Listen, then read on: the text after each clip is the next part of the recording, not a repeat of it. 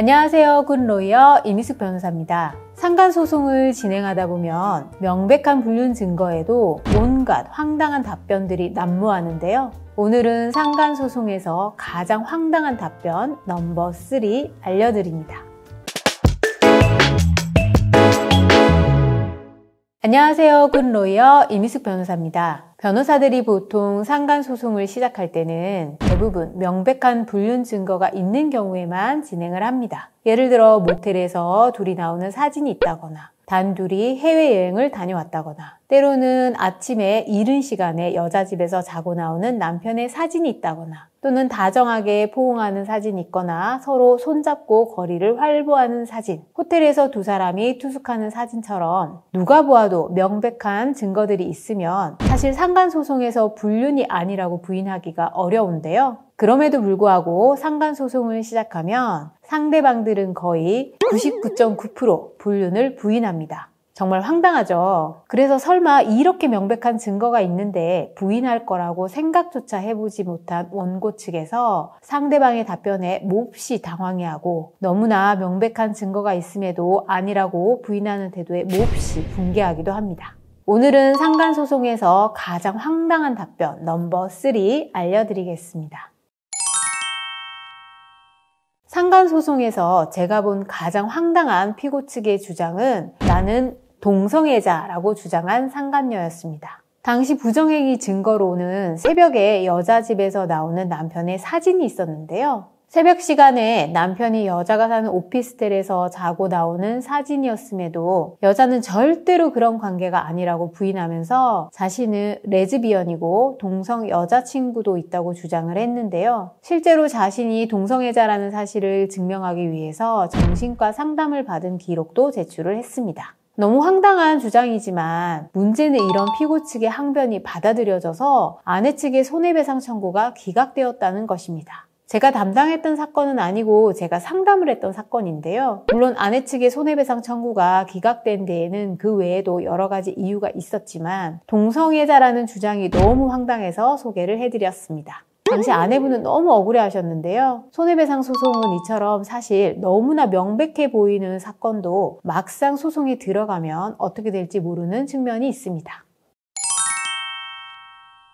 두 번째 황당한 답변은 남편이 아프다고 해서 친한 이웃으로서 집에 가서 마사지만 해준 것이라고 주장한 상간녀입니다. 남편이 갑자기 이유도 없이 이혼을 하자고 하고 집을 나가버리자 아내는 남편을 미행했는데요. 놀랍게도 남편이 아내도 잘 알고 지낸 이웃집의 언니와 바람을 피우고 있었던 것입니다. 남편을 미행하고 있었던 아내는 어느 날 이웃집 언니가 남편이 살고 있는 오피스텔에 늦은 밤에 같이 들어가는 것을 목격하고 방에 불이 꺼지는 것을 확인한 후 오피스텔을 급습하였습니다. 갑자기 들이닥친 아내를 보고 남편과 바람을 피우고 있었던 이웃 언니는 화장실로 피신하여 문을 잠궈버렸습니다. 아내가 화장실 문을 두드리고 나오라고 해도 이 언니는 끝까지 나오지 않았는데요. 이날의 두 사람의 모습은 아내의 휴대폰 동영상에 모두 촬영이 되어 있었고 이혼 소송과 상간 소송에서 증거로 제출되었습니다. 그런데 상간녀인 그 이웃 언니는 아내의 소장 주장에 대해서 반성이나 사과는커녕 남편이 허리가 아프다고 해서 이웃 지인으로서 마사지를 해주러 간 것이다. 부적절한 행동을 한 적이 없다고 절대로 불륜이 아니라고 주장을 했는데요. 정말 황당했습니다. 이런 황당한 주장이 받아들여질 것이라고 생각을 하고 한 것인지는 모르겠습니다. 다행히 소송에서는 두 사람의 부정행위가 인정되었고 남편은 아내에게 위자료로 5천만 원, 이 여성은 위자료로 3,500만 원을 지급하라고 판결이 되었습니다.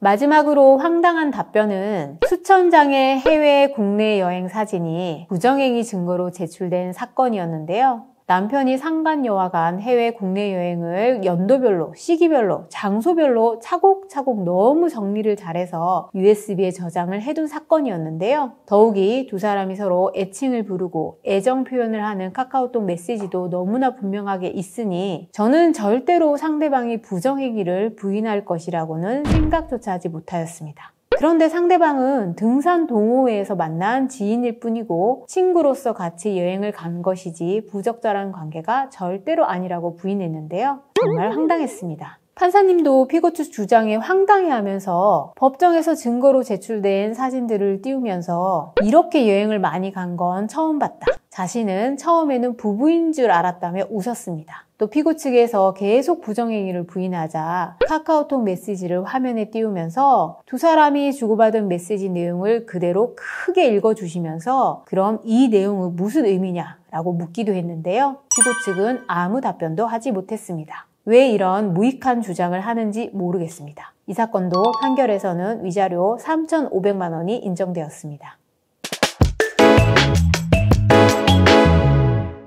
오늘은 너무 빼박 증거가 있음에도 황당한 답변을 한 상간녀, 상간남들의 황당한 답변 넘버 3 소개해드렸는데요. 빼박 증거가 있으면 절대로 부인하지 못할 것이라고 철석같이 믿고 있는 분들, 상간소송에서 얼마나 황당한 답변들이 난무하는지 이제 아셨죠? 오늘 영상 도움이 되셨다면 굿로이어 채널 구독, 좋아요, 알림 설정까지 부탁드려요.